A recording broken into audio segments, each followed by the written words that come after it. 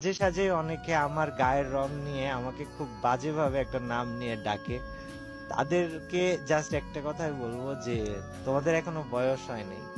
তোমরা এখনো বুঝতে শিখো নাই তো। এর জন্য মনে করো মানুষের গায়ের রং নিয়ে মানুষকে ছোট করে কথা বললে অনেক কিছু হওয়া যায়। তো সবাইকে ক্ষমা করলেও যারা আমাকে বাজে নামে ডেকেছে বা আমার গায়ের রং নিয়ে আমাকে বাজে কথা বলেছে, তাদেরকে কোনোদিনই ক্ষমা করব না। কারণ ছোটবেলা থেকে গায়ের রং নিয়ে মানুষ অনেক ছোট করেছে, এখনো চেষ্টা করে করার।